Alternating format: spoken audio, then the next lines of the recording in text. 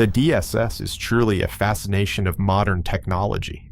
In the last video, I left off with the DSS, and I'd like to keep that momentum going forward into this one. I'd like if you would direct your attention to the DSS currently on screen.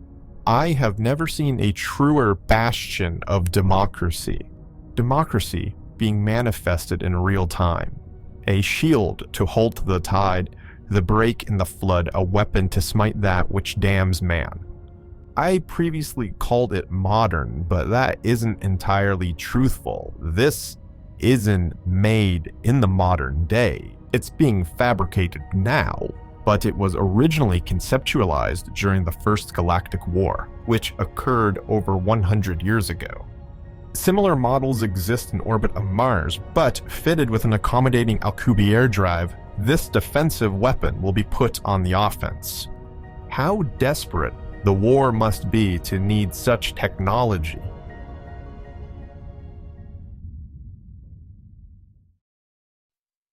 Canonicity Advisory. This video deals with speculation.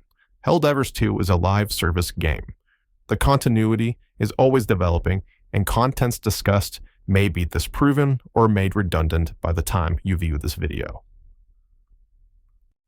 I'd like to discuss the First Galactic War, specifically the events that occurred during it and the timeline of events. Due to the ambiguous nature of the Ministry of Truth, we will have to delve into speculation.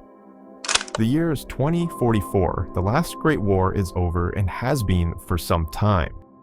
Interplanetary travel has been possible for years. It started with the Moon and Mars not long after.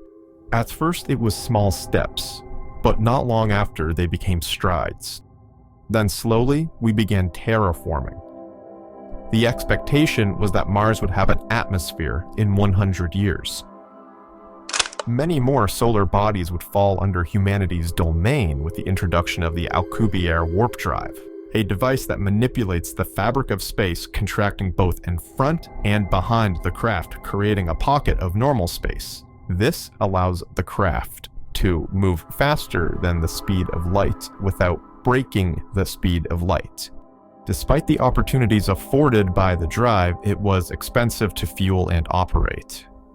Exo-solar system exploration would start slow as a result.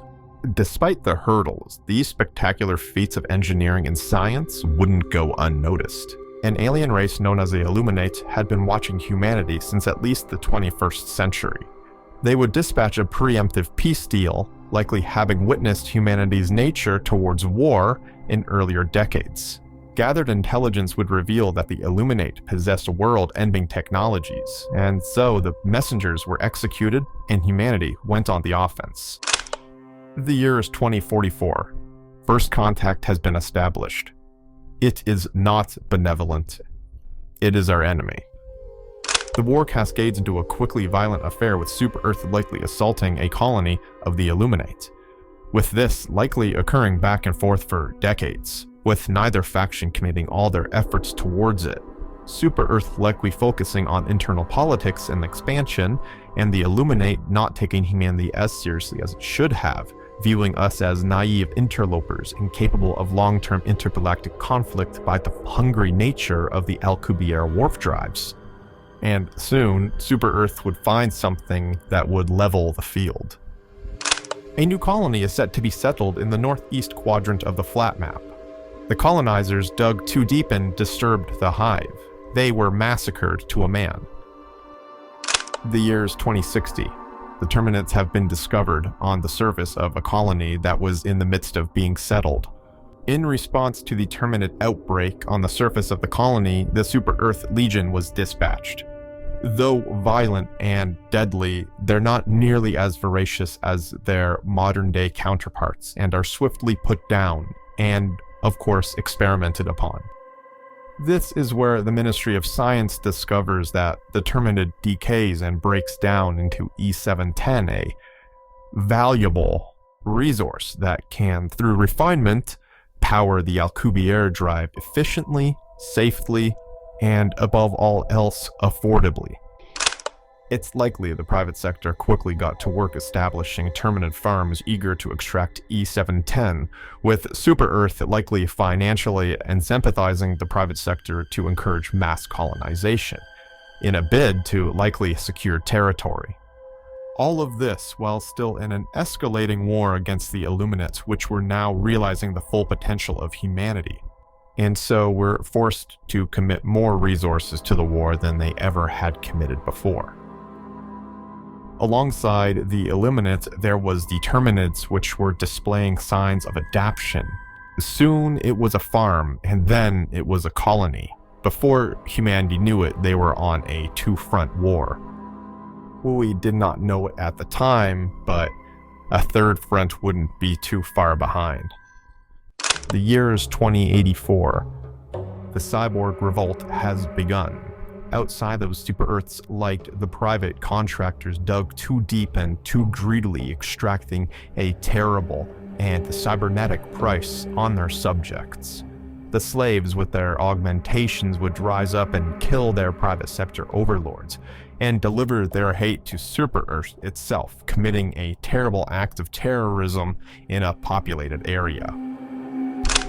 Surrounded by nothing but private security forces, the cyborgs were quick to liberate several sectors, all local to Cyberstan, the homeworld of the rebellion. It's from this point in the war that you know what happens. Only a few weeks after the act of terrorism on Super Earth, the entire galaxy is subjugated alongside every race.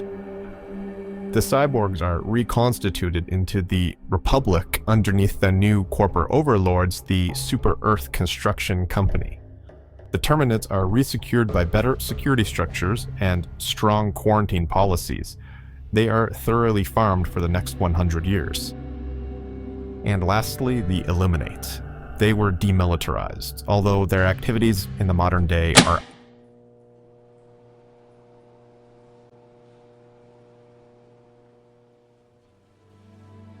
The year is 2184. 2.19 billion Helldivers have been killed in action. An intergalactic anomaly known as the Gloom presides over much of the Eastern Front. The Terminids have broken free of their bondage and wreak havoc across the galaxy. Meridia has been destroyed, and more planets are likely to share in its fate. Only a few weeks after the Terminids broke quarantine, the automatons arrived. Their vanguard was repelled at great cost on planets like Malevelon Creek, where 25 million Helldivers lost their lives in less than 9 weeks. The automatons were repelled from the galaxy for only 3 days before the fleet of Reclamation captured Cyberstan and the surrounding sectors. In their efforts to capture territory, they have gotten within one sector of Super Earth twice. Both times they were repelled, but at enormous cost of life. It is for these reasons we celebrate Liberty Day. To remember and honor those amongst us who died for freedom, who died for managed democracy, who died for Super Earth.